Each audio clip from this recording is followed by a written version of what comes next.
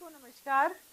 आज हमारे साथ जुड़े हैं डॉक्टर चंद्र त्रिखा जी, एक प्रसिद्ध साहित्यकार, एक शोधकर्ता, जिन्होंने विभाजन की विभीषिका, उसकी स्मृतियां, उसकी पीड़ा, उसकी वेदना को जन जन तक 25 से अधिक पुस्तकें लिखकर लोगों तक, आज की युवा पीढ़ी तक पहुंचाने का काम किया। और एक ऐसे साहित्यकार जिन्होंने 100 से ज़्यादा किताबें आज तक लिखी हैं। मैं डॉक्टर चंद्र त्रिखा जी को बहुत बहुत नमस्कार करती हूँ और आपका स्वागत करती हूँ। और मैं सबसे पहले इसी बात से शुरू करूँगी कि आखिर कितना भयावह था वो विभाजन, क्योंकि हम लोग, हमारी पीढ़ी केवल सुनती है। उसको समझना, उस पीड़ा को याद करना, उसके बारे में मैं आज, क्योंकि हम 14 अगस्त को विभाजन की विभीषिका का स्मृति दिवस मनाते हैं, तो आज की पीढ़ी के लिए आपका क्या संदेश कि कितना भयावह था वो मंजर? मैं आपकी बात से सहमत हूँ कि वो मंजर एक तो शब्दों में बयान नहीं हो सकता, लेकिन फिर भी जितने शब्द हैं मेरे पास, मेरे शब्दकोश में, मैं उनका प्रयोग करके आप तक अपनी बात और आसपास के लोगों तक अपनी बात पहुंचाना बड़ी ज़रूरी समझता हूँ, विशेष रूप से युवा पीढ़ी के लिए। उनको जानना चाहिए कि हम लोगों ने क्या क्या भोगा और किस कठिन दौर से हम लोग अपने अस्तित्व को बचाते हुए अपने देश तो हमारा था। ये भारत पाक विभाजन नहीं था, ये भारत विभाजन था। पाकिस्तान तो एक नए सिरे से सामने आया और इसमें बहुत सारी विसंगतियां हैं। मैं सिर्फ उन विसंगतियों पे केंद्रित रहूँगा, बाकी चीज़ें तो आप रोज़मर्रा की ज़िंदगी में देखते भी हैं, सुनते भी हैं, पढ़ते भी हैं। लेकिन विशेष रूप से मैं आपको एक बताता हूँ कि हमारे राजनीतिज्ञ उस समय के, ये खेद होता है कहते हुए कि वो कितनी हड़बड़ी में थे। और हड़बड़ी का आलम ये कि जिस दिन हमारे देश के प्रथम प्रधानमंत्री लाल किले की प्राचीर से और उससे पूर्व संध्या पर सेंट्रल हॉल में जो उनका ट्राइस्ट विद डेस्टिनी लेक्चर है, वो भी दोनों बड़े कोट होते हैं बहुत ज़्यादा। और इसी प्रकार से जिन्ना का 14 अगस्त को कराची में दिया गया राष्ट्र के नाम संबोधन, सबसे बड़ी विसंगति ये है कि दोनों नेताओं को इस बात का पता तक नहीं था 14 और 15 अगस्त को कि उनके देशों की सीमाएं कहाँ तक हैं, वो किन को मुखातिब हो रहे हैं। वस्तुतः जो रिपोर्ट आई बंटवारे की, रेड क्लिफ की, वो 17 अगस्त को सामने आई। 17 अगस्त को उसने सुबह 10-11 बजे वो रिपोर्ट सौंपी और शाम की फ्लाइट से वो आतंकित व्यक्ति था, वो स्वयं बड़ा आतंक में डूबा हुआ था, वो फ्लाइट लेकर वापस अपने देश लौट गया। उसके सामने चारा नहीं था कोई भी। वो इन चीज़ों को बयान करे, इन चीज़ों को कैसे वो जस्टिफाई करे, वो नहीं कर पाता। एक बात तो ये कि हमारे नेताओं को भी, राष्ट्र के नेताओं को भी उस दिन पता नहीं था कि देश की सीमाएं कहाँ तक हैं। और बहुत सारी विसंगतियां हैं, जैसे ये डिस्ट्रिक्ट फिरोजपुर की विसंगति है। बहुत सारे ज़िले भी ऐसे थे जिनके बारे में स्थितियां बाद में बदली, तब इनमें कोई बदलाव नहीं था। और सबसे बड़ी बात यह है कि हमारे देश के प्रख्यात एक पत्रकार हैं, कुलदीप नैयर थे, लेकिन फिर भी उनकी पत्रकारिता जिंदा है। तो उनका एक संस्मरण था, मेरे से उनकी बातचीत भी अक्सर होती थी। उनका एक कहना था कि वो स्वयं रेड क्लिफ से जाकर लंदन में मिले थे। ये लगभग 1 दशक पहले की बात है। समय लिया और उससे मिले। 1937 में नहीं या नहीं, 1957 में? ये 57 में, 57 के भी बाद। तो ये इसमें विवरण पुस्तकों में है, मैं आपको दूंगा। उनकी एक पुस्तक आई है द स्कूप। तो स्कूप में उन्होंने इस बात का पूरा विवरण दिया है। उस शख्स की मानसिकता, उस शख्स की जो बयान करने की बातें थी, वो बड़े स्पष्ट शब्दों में उसने बयान की। उसने पहली बात तो यह कि मुझे केवल इतने बड़े एक उपमहाद्वीप को बीच में से लकीर खींचने के काम के लिए मुझे केवल 4 या 5 दिन मिले, और मैं उस देश का बंटवारा करने पर विवश था। मेरी नियुक्ति हुई थी जिस देश की संस्कृति, जिस देश की भाषा, जिस देश के लोगों की मानसिकता, मुझे कुछ भी पता नहीं था, क्योंकि ये भारत में भी उसकी पहली विजिट थी। तो ये एक ऐसे व्यक्ति के पास ये सौंप देना, उसकी एक ही विशेषता थी उसकी, कि वो सिर्फ प्रॉपर्टीज़ का बंटवारा करना उसका ये कोर्ट का काम था। तो उसकी विशेषता से प्रभावित होकर जिन्ना ने कहीं उसका ये नाम प्रपोज कर दिया, और भारत सरकार ने कहा हमें तो कोई आपत्ति नहीं है, जो आपने करना है करो, जब आपने बांटना ही है तो उसके बाद हमारे सामने कोई विकल्प तो है नहीं। लेकिन उसमें बहुत सारे एंगल्स, बहुत सारे दृष्टिकोण, नज़रिए इतने ज़्यादा बदले, और कितने लोग मरे, इस बात का सही अनुमान आज मतलब तक नहीं लग पाया। आपका जो अनुभव है वो ये कहता है कि एक इतने बड़े उपमहाद्वीप में लोगों की भावनाओं की चिंता ना करते हुए, लोगों की संस्कृति को ना देखते हुए, लोगों को भी एक वस्तु समझा गया, और वस्तु समझ इतने बड़े देश को, जो एक उपमहाद्वीप था, जो एक अभिन्न पूरे के पूरे विश्व का हिस्सा था, जो इतनी बड़ी हमारी सांस्कृतिक विरासत है, जो विश्व गुरु भारत था, उसको केवल एक जमीन का टुकड़ा समझकर, एक प्रॉपर्टी समझ के दो हिस्सों में, बिल्कुल। और लोगों को वस्तु समझकर बांट दिया गया।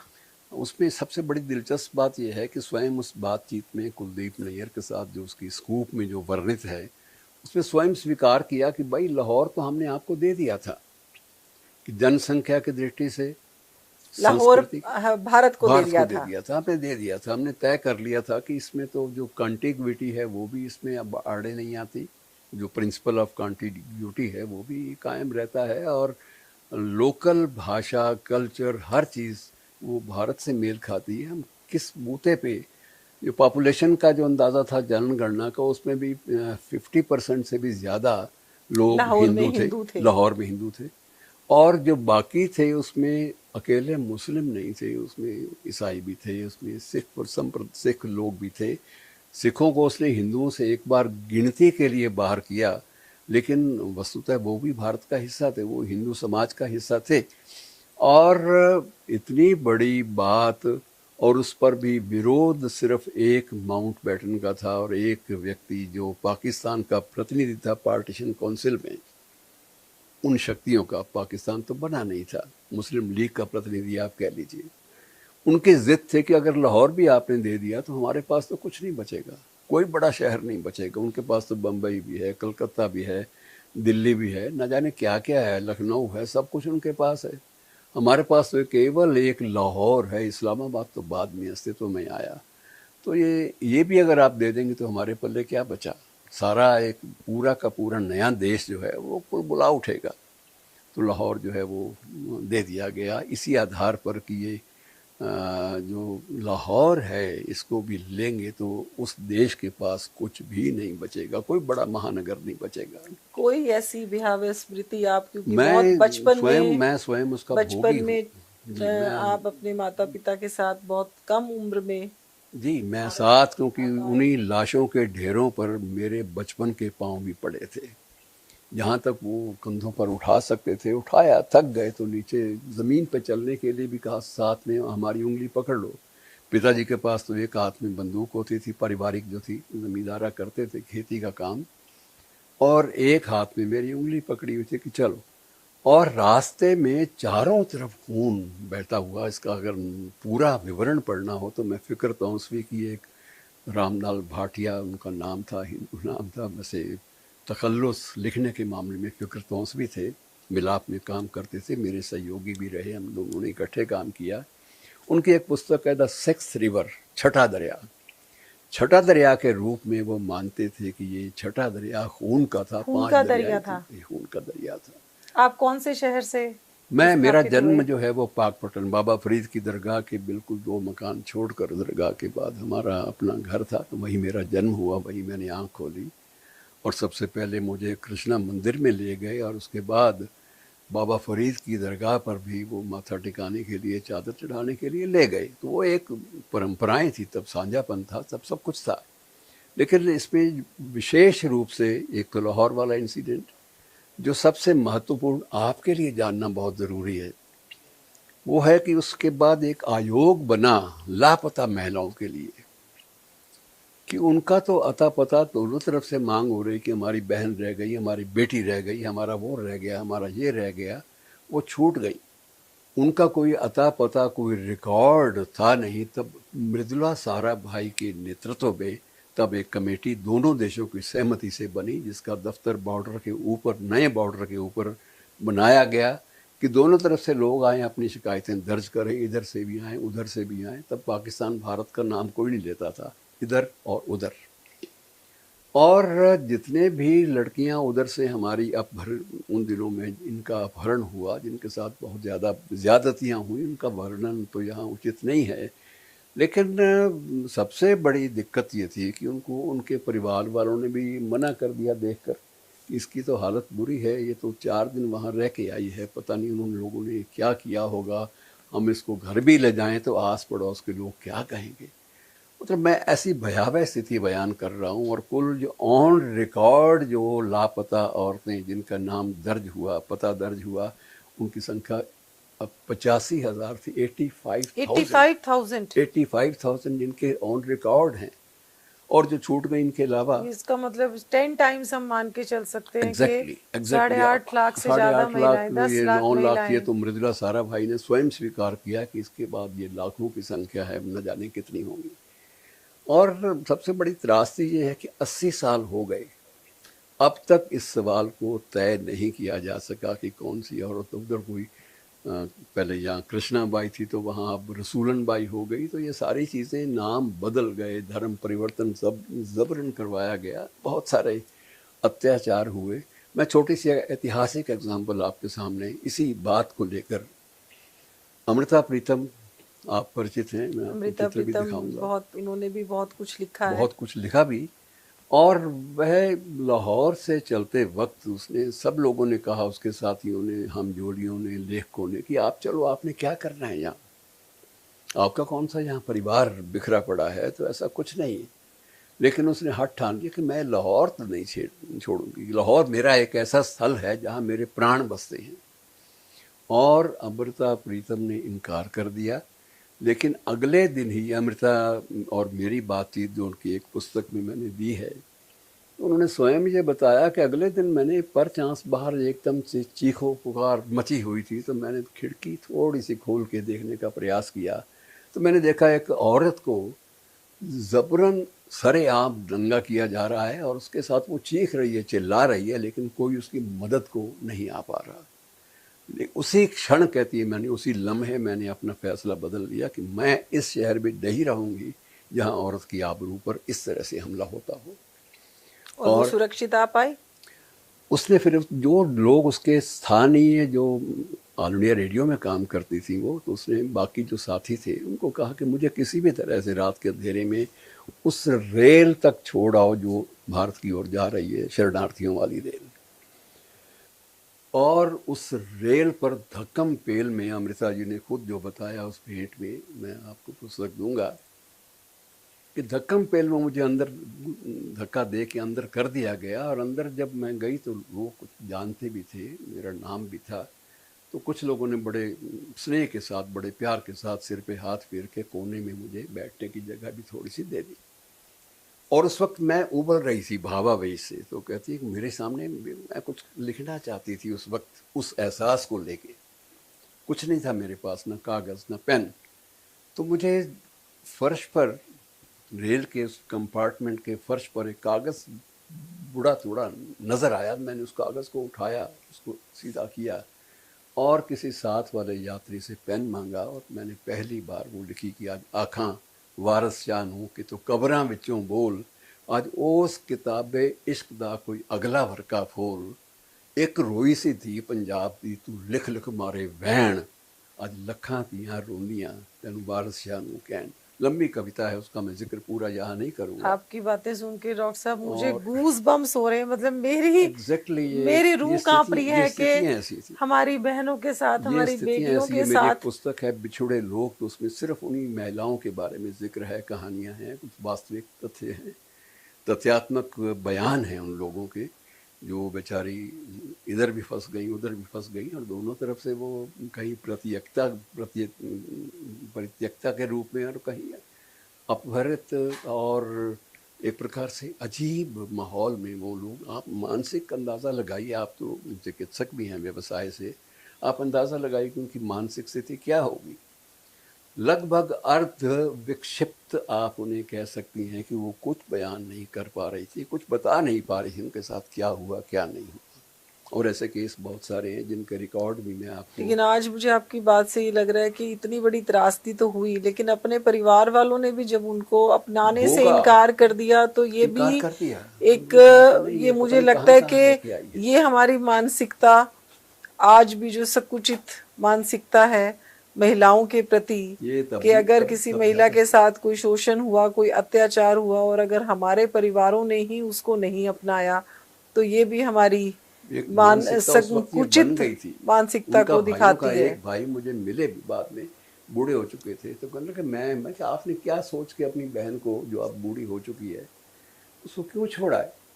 कहने लगे मुझे पता था कि यहाँ मैं लाऊंगा तो आस पड़ोस के, क्योंकि सब में एक गुस्से की लहर थी, हिंदुओं में भी। लेकिन उस वक्त सबसे बड़ी दिक्कत ये थी कि मैं कहाँ कहाँ सफाइयाँ पेश करूँगा कि ये बेचारी फंस गई थी, ये हो गया था। हर जगह मुझे उसकी दास्तान बयान करनी पड़ेगी जो मेरे बस का नहीं है। गई, मेरे लिए गई। अब उसके औरत के सामने सिर्फ एक ही था कि वो राम बाई से रसूलन बाई बन जाए, और या तो वो राम बाई से रसूलन बाई बन जाए या फिर वो आत्महत्या कर ले। आत्महत्या किससे? कुरुक्षेत्र के भी आपके करीब के हैं, एक परिवार है जिसका पूरा बयान वीडियो मैंने बनवाया था उनका। वो कहते हैं कि हमने स्वयं अपनी, कहते हैं कि आज सरेआम ये स्वीकार करना जो अपराध के बराबर है, लेकिन हमने अपने परिवार की महिलाओं को, बच्चियों को कुएं में धकेल दिया कि गई उनके हाथ ना पड़ जाएं, इनकी आबरू हम लोग क्या करेंगे। तो एक किस्सा मैंने ये भी सुना है कि एक व्यक्ति ने अपनी बेटी का सिर जो है वो तलवार से कलम कर दिया कि हम ये बर्दाश्त नहीं कर सकते, बर्दाश्त कर सकते हैं, लेकिन कि बेटी नहीं रही हुई जो है वो बर्दाश्त नहीं कर पाएंगे। और स्वयं मैं जिस परिवार से संबंध रखता हूँ, हमारे दिल्ली में हमारी छोटी बहन है किरण चोपड़ा, उनके फादर ने, जब काफिला सारा आ रहा था, हमारे सारे परिवार आ रहे थे, तो किरण के फादर वो चाचा थे, मेरे चाचा भी थे, मौसा भी थे, एक ही परिवार में दोनों बहनें ब्याही थी। तो उन्होंने चुपचाप एक पुड़िया मेरे पिताजी की जेब में डाल दी कि मैं तो धीरे धीरे पीछे आता हूँ और ये जेब में डाल दो। तो उन्होंने कहा क्या है? कहने लगे जहर है इसमें, मैं पंसारी से लेकर आया हूँ और सही असली जहर है, जब देखो आबरू लुटती हुई तो सारी औरतों के मुंह में थोड़ा थोड़ा डाल देना, आबरू नहीं लुटनी चाहिए। मैं वो एक एहसास की बात कर रहा हूँ कि किस तरह का एहसास हम सब ने और मेरे जैसे लाखों परिवारों ने भोगा। और हम लोग कितने कपड़ों में आए थे? 3 जो पहने हुए थे, और साथ में ना कोई डॉक्यूमेंट ले आए हम, ना कुछ भी डॉक्यूमेंट नहीं ला पाए, कोई भी चीज़ हमारे पास नहीं थी जिनसे हम अपने लंबे चौड़े क्लेम। आज तो सभी लोग कहते हैं हमारा बाप सुल्तान था, हम तो यहाँ वहाँ राजा थे। और आपका पानीपत शहर जो है वो तो भरा पड़ा है, पानीपत में बहुत बड़ी संख्या में विस्थापित लेकिन उन लोगों ने सारी सभ्यता को एक नया मोड़ दिया। मुझे उस दिन बड़ी अच्छी बात लगी माननीय मनोहर लाल जी की, मेरी एक पुस्तक का शीर्षक था विभाजन। मैं डॉक्टर साहब जिस स्कूल में पढ़ती थी बचपन में, तो वो जो हमारी 2 बहनें थी जो पढ़ाती थी, एक पूरन बहन जी थी और एक चांद बहन जी थी जी। तो चांद जी तो सरकारी स्कूल में अध्यापक थी, और जो उनकी छोटी बहन थी पूरन, वो उन्होंने एक छोटा सा स्कूल 10 बच्चों के साथ, जिसमें मेरा भी एडमिशन उन 10 बच्चों में से पहला एडमिशन था, तो मेरी क्लास से ही उन्होंने वो जो है स्कूल शुरू किया था। और मॉडल टाउन, जैसे समालखा से हूँ मैं, तो समालखा में मॉडल टाउन में उन्होंने वो 10 बच्चों के साथ स्कूल शुरू किया। तो उस पूरे के पूरे एरिया में, मॉडल टाउन में, समालखा में, हमारे सारे के सारे जो विस्थापित लोग थे वो सारे के सारे वहाँ पर रहते थे। तो उनकी वजह से मुझे पंजाबी भी बहुत अच्छे से बोलनी आती है, क्योंकि मैं बचपन में उस परिवेश में चारों तरफ वो लोग रहे, तो पंजाबी भी मैं उनसे सीखी।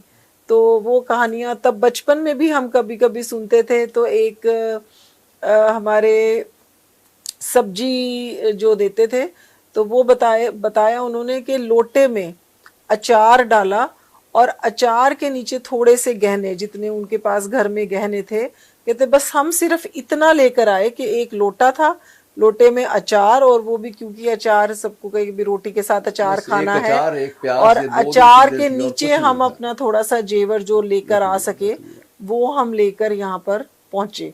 तो इस तरह से बचपन से मैं भी ये दर्द भरी कहानियां जो है उन लोगों के बीच में रहकर सुनती आई हूँ। और इससे बड़े ढेरों बयान है, मैं मोटे तौर पे मैं आपको संक्षिप्त, क्योंकि समय आपका भी सीमित होगा, आपने कई जगह जाना होगा। कुल हरियाणा में उन दिनों में 65 शिविर, हरियाणा वर्तमान हरियाणा, उस वक्त साझा पंजाब ही था, हरियाणा में 65 स्थानों पर कैंप, टेंटों में ज़िंदगी बसर करने वाले लोग थे। और वो किस ढंग से उन्होंने ज़िंदगी बसर की और कितना उनको राशन मिलता था, नपा तुला, वो भी एक तोल तोल के दिया जाता था कि 250 ग्राम ये, 100 ग्राम ये, 50 ग्राम ये, नमक की पुड़िया, और ऐसी पोटलियाँ बांध बांध के दे दी जाती थी कि जाओ और बनाओ और खाओ। और ये सारे विवरण जो हैं टोटल मैंने दिए हैं, इसमें इन्हीं पुस्तकों में हैं सारे के सारे। तो वो अजीब स्थिति है, मानसिकता थी उन दिनों में, जिससे 65 शिविर आप आराम जो देखिए कितने। ये भयावह स्थिति उत्पन्न हुई, इसमें मोहम्मद जिन्ना का और जवाहरलाल नेहरू, इन दोनों का क्या क्या उस समय रोल रहा, क्या क्या इनकी स्वयं पर आधारित सत्ता बिल्कुल, लोलुपता की जो सत्ता लोलुपता का था। आधारित, वो उस विषय पर आप जिन्ना के लिए, नेहरू के लिए, उस समय के बाकी नेताओं के लिए, कि किसका आपकी दृष्टि से क्या क्या रोल रहा, पॉजिटिव नेगेटिव, उसके ऊपर आप प्रकाश नहीं, इसमें डालेंगे। मैं आपको थोड़े से संक्षिप्त शब्दों में भी आपको बता दूं कि जिन्ना के सामने तो एक बात थी, ये केपीएस वीपी मेनन थे उन दिनों में, तो वीपी मेनन ने स्वयं अपने मेमोयर्स में लिखा, इस बात का जिक्र किया है कि जिन्ना कहता था बात ये है, माउंटबेटन के सामने उसने कहा था कि मुझे तो माचिस की डिबिया जैसा लिख के ना पाकिस्तान दे दो, मुझे इतना ही काफ़ी, मैं अपने आप देश बना दूँ। तो वो आदमी इतना ज़्यादा उतावलेपन में था कि वो आदमी जो बेसिकली नमाज बिल्कुल उसने कभी ज़िंदगी भर नहीं पढ़ी, कोई मुस्लिम कल्चर का या मुस्लिम सुन्नी शिया उसको पता भी नहीं था ये क्या होते हैं, उस व्यक्ति को इस्लाम के नाम पर नया देश बनाने के लिए छूट दे देना, और ऐसे छूट दे देना जिससे पूरा का पूरा देश बीच में कट गया और आपने पूरी तहजीब, पूरी सभ्यता सबको काट के रख लिया। तो ये चीज़ें, उत्तरदायी तो है, जवाबदेही है उसकी, लेकिन जो पाकिस्तान बना उनके लिए वो कायदे आज़म है और उसको वो बराबर लेते हैं, जैसे हमारे बापू के, महात्मा गांधी के बराबर। और हमारे नेताओं की स्थिति ये थी उस वक्त कि महात्मा गांधी जी का ऑन रिकॉर्ड ये बयान है कि ये पाकिस्तान या भारत का विभाजन जो है ये तो मेरी लाश पे होगा, लेकिन उसके बाद उनको भी समझौते करने पड़े, और उस समझौते में सबसे ज़्यादा रिस्पॉन्सिबिलिटी नैतिक और हर दृष्टि से मैं कहता हूँ पंडित नेहरू की और उनके सहयोगियों की थी, पंडित नेहरू की विशेष रूप से। वो इसलिए है कि वो सारा कुछ जानते थे, तारतम्य सारा समझते थे। वो तो एक जिन्ना तो एक सनकी व्यक्ति था, लेकिन ये तो सनकी नहीं थे, एक अच्छे पारिवारिक संस्कारों में से थे, कश्मीरी ब्राह्मण परिवार से आते थे, वो सनकी तो नहीं होने चाहिए। लेकिन उस वक्त, छोटा सा उदाहरण देके मैं स्पष्ट और कर दूं आपको कि शायद आपने तो हिस्ट्री सारी पढ़ी है, ये 48 की बात है, 1948 की। 48 में दोनों देशों के बीच में एक पैक्ट हुआ कि दोनों प्रधानमंत्री निकलेंगे, इकट्ठी यात्रा करेंगे और लोगों को शांत करेंगे। लोगों का गुस्सा बिल्कुल चरम पे है और न जाने लोग क्या कर डालें। तो एक ही खुली जीप में लियाकत अली खान और जवाहरलाल नेहरू खुली जीप में सबसे पहले लाहौर की ओर गए, फिर ये बाकी शहरों में इनकी हिम्मत नहीं पड़ी बाकी कहीं भी जाने की।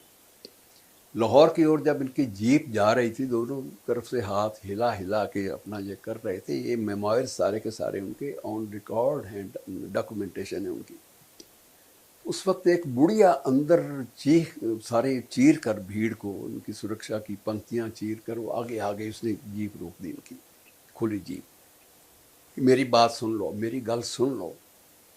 उन्होंने कहा बोलो। अब जो रक्षक थे, पुलिसमैन जो भी सुरक्षा में नियुक्त थे, उन्होंने उसको हटाने का प्रयास किया, लेकिन दोनों ने रोक दिया कि ना इसको हटाओ, ये इसकी हालत देखो, शक्ल देखो, ये पागल हो जाएगी, ये ईंट पत्थर मारेगी लोगों को, इसको अपनी बात कहने दो। और वो आई और उसके एक ही शब्द थे जो कि ऑन रिकॉर्ड जो बुक्स में भी मैंने दिए हैं कि लियाकत, तेरा नाम लियाकत है, तू तो लायक आदमी है, तू तो बहुत ही सुने हैं, बड़ा पढ़े लिखे हैं बहुत ज़्यादा, और पंडित जी महाराज तुस तो बहुत बड़े इन्ने बड़े लेखक हो, तो दुनिया सारी जानती है, आपको कौन नहीं जानता इस पूरे के पूरे भूखंड में। और आप लोग मेरी एक ही छोटी सी काम तो आप कर सकते हो कि मेरी पोती को गुंडे उठा के ले गए। गुंडे कौन थे मुझे नहीं पता, पाकिस्तान से मेरी पोती बुला दो। हाँ, मेरी पोती को वो उनसे बचा के दे दो मुझे, मुझे और कुछ नहीं चाहिए। दुआएं दूंगी मैं, आपकी लंबी उम्र हो, आपका परिवार फले फूले। ऐसे वो चीखती हुई ना चली गई, और बाद में जब उसको सुरक्षा गार्ड्स ने हटाने का प्रयास किया तो वो एक गली में घुस गई, तंग सी गली में भागती हुई पागलों की तरह से। और इसी स्थिति में एक बुढ़ा भी आगे आ गया, वो भी लाठी टेकता हुआ आ गया कि नहीं मेरी बात आपको सुननी पड़ेगी, मैं आगे नहीं बढ़ने दूंगा, या जीप के आगे लेट जाऊंगा, मेरी ऊपर से जीप गुजार लो। ये स्थिति उसकी थी कि मेरा पोता जो है यार वो गुंडे उठा के ले गए, मेरी पोती को उठा के ले गए, लड़कियों का जिक्र ज़्यादा था, उसको तो मुझे मेरे हवाले करा दो, आप तो ताकतवर लोग हो, बड़े लोग हो। लेकिन किसी सवाल का जवाब दोनों के पास नहीं था, और वर्चुअली डॉक्यूमेंटेड ये तथ्य है कि दोनों की आंखें भी झुकी हुई थी, नम थी, नम तो हो नहीं, इंसान तो थे ही आफ्टर ऑल, लेकिन उनके पास किसी सवाल का कोई जवाब नहीं था।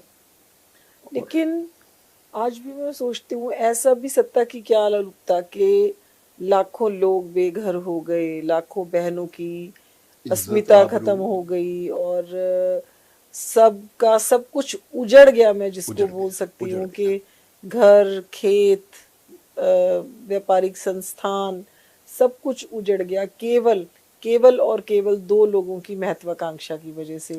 कितने लोगों ने, कितने करोड़ों लोगों ने उस महत्वाकांक्षा की कीमत चुकाई, उसकी करोड़ों लोगों ने। मैं आपको एक बूढ़े की बात बताता हूँ, फाजिल्का में आजकल भी उसके अब हाथ कांपने लगे हैं, पार्किंसनिज्म है। तो कई बार मिल जाता जब मैं गांव जाता हूँ, क्योंकि मेरा गांव जो है, पहले हम लोग फाजिल्का बॉर्डर से क्रॉस करके हम लोग पहले फाजिल्का आए, फिर अबोहर में आके बस गए। अब भी जब जाता हूँ तो उसको मैं ज़रूर पैरी पौना या नमस्कार करता हूँ, तो उससे पूछता हूँ ठीक ठाक हो। कहना पंडित जी बाकी तो बात सारी ठीक है, पर वो नक बिचों बदबू नहीं जाती। ना कौन सी बदबू? कहता जब काफिले लुट रहे थे और लुटेरे आगे से तलवारें बांधते हुए बंदूकें लेके चल रहे थे, तो ज़मीन पर चारों तरफ खून था, तो मुझे एक ने आवाज़ दी कि इन्हीं लाशों के बीच में लेट जा, तुम्हें छोड़ जाएंगे। और मैं लाशों के बीच में लेट गया। फिर साथ वाले ने, वो भी जिंदा था, जो साथ वाली लाश थी वो जिंदा थी, उसने कहा थोड़ा सा खून भी उठा के मल ले, ताकि ये लगे कि ये खून तेरा है। तो कहता उस खून की पता नहीं किसका था या किसका नहीं था, मुझे नहीं पता, लेकिन उस खून की बास आज 70 साल 78 साल तक मेरे नतनों में हो। तो ये सारे जो घटनाएं हैं, इनके लिए जिम्मेदार तो ये हमारे नेता लोग थे, जिन्होंने रत्ती भर भी दूरदर्शिता या पॉलिटिकल स्टेट्समैनशिप जिसे कहते हैं उसका तो परिचय उन दिनों नहीं दिया। कसौटी पे थे ये लोग। आचार्य कृपलानी तब कांग्रेस के प्रेसिडेंट थे, ऑल इंडिया कांग्रेस के, तो उन्होंने तंग आकर इस्तीफा ही दे दिया था कि मैं तो भाई इस पार्टी से अपने आप को अलग करता हूँ। मैंने कुछ ऐसा नहीं किया कि मैं इतना बड़ा पाप जो लेके उम्र भर जी पाऊँगा, मुझे नहीं लगता कि मैं ज़्यादा इसको भोग पाऊँगा। और आज की युवा पीढ़ी जिसको आज हम जेनजी कह रहे हैं, और किस कुर्बानी के साथ, कितने बड़े सेक्रीफाइस के बेस पर हमें आज़ाद हिंदुस्तान मिला, आज़ाद भारत मिला, जहाँ पर हम सांस ले रहे हैं। तो आज की युवा पीढ़ी को आप क्या संदेश देना चाहोगे? पिछले दिनों आपने ये हमारा आंदोलन भी देखा कि हमारी युवा पीढ़ी का जो एक आंदोलन चला, और आज की युवा पीढ़ी को इस विभाजन की विभीषिका का प्रधानमंत्री जी ने स्मृति दिवस के नाम से घोषणा करी, ताकि आने वाली पीढ़ियों के सामने इसकी चर्चा होती रहे। क्योंकि 14 अगस्त को जब हम इसको स्मृति दिवस के बीच की तरह याद करेंगे, विषय रखेंगे, तो विषय जो है हमारी युवा पीढ़ी, नौजवानों के सामने आता रहेगा। तो आज की युवाओं के लिए आप क्या संदेश देना चाहोगे? कि नहीं, जो तथ्य जिसका जिक्र आप कर रहे हैं, ये तथ्य उनके दिमाग में बैठाना चाहिए, तथ्यात्मक चीज़ें देकर। आप इतिहास को तोड़ मरोड़ कर उनको सौंपेंगे, उनको परोसेंगे, तो वो कहाँ स्वीकार करेंगे। आप उनको वस्तुत स्थिति समझाइए कि इस हालात से, इन हालात से आपके पूर्वज, अब जैन जी कोई बाहर से आई तो नहीं है नस्ल, कोई भी यहाँ के हमारे बच्चे हैं, और उनको निश्चित रूप से फ्रस्ट्रेशन, कुंठा, बेरोज़गारी से हुई।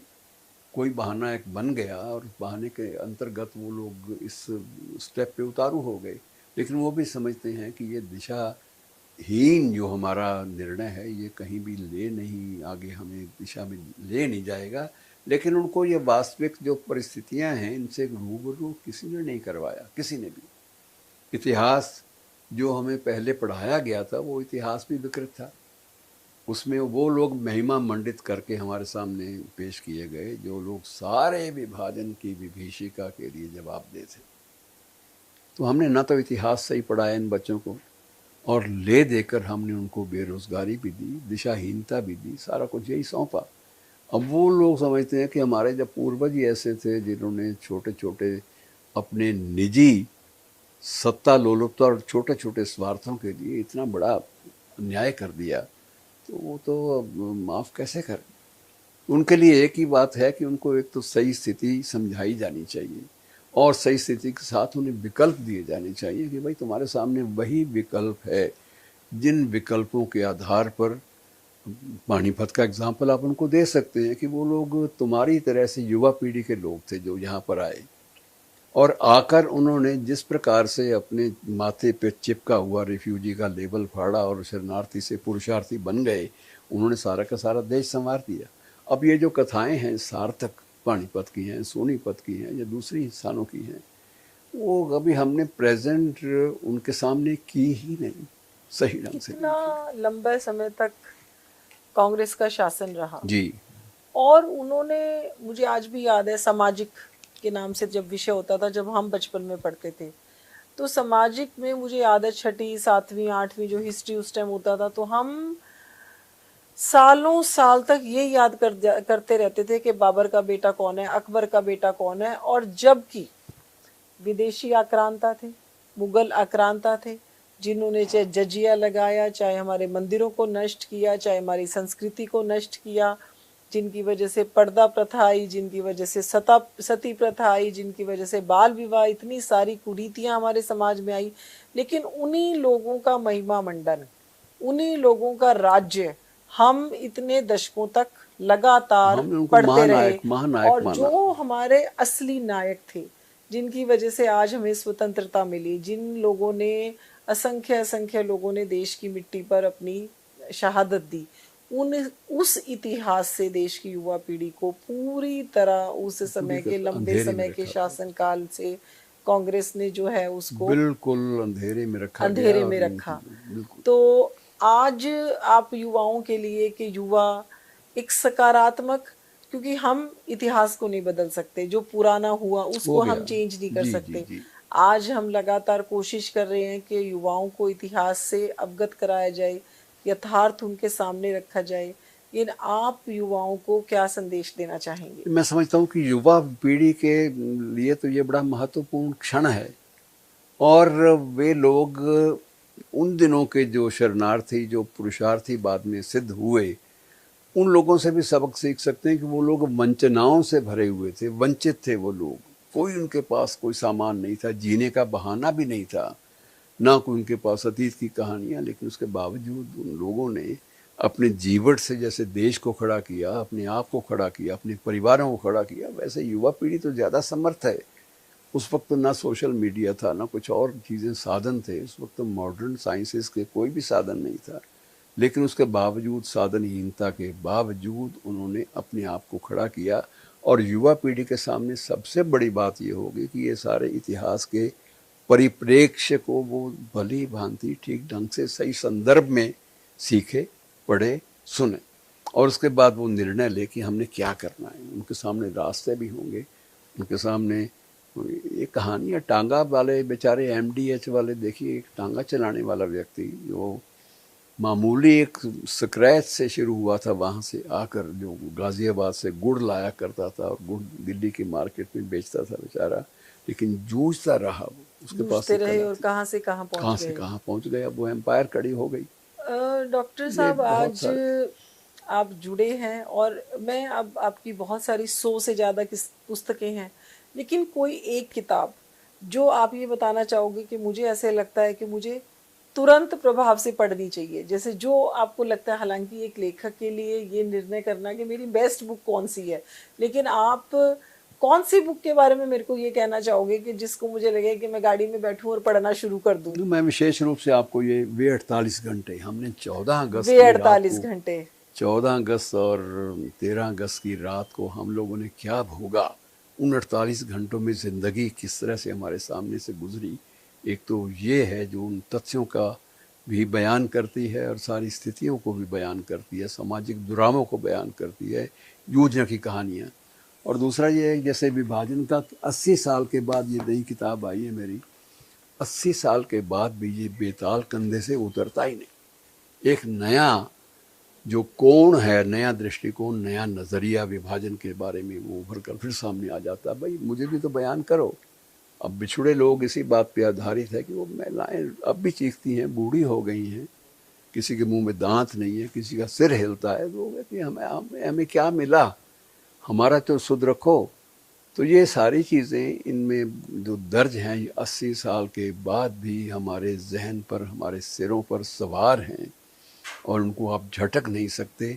जब एक चैप्टर पूरा होगा तो नया एक और चैप्टर सामने आ जाएगा। ढेरों ऐसी कहानियाँ हैं जो हमें अगर 2-3 चीज़ें भी हम लोग देख लें तो हमें समझ में आ जाएगा कि ज़िंदगी ऐसे आसानी से परोस के नहीं दी जा सकती, इसके लिए जूझना पड़ता है। और जैन जी सबसे बड़ा एग्जाम्पल है इस बात का कि उन पर कोई ठप्पा मत लगाइए। जैसे माननीय भागवत जी ने भी यही बात कही कि आप उनको देशद्रोही तो क्यों करार देते हो, देशद्रोही तो है नहीं।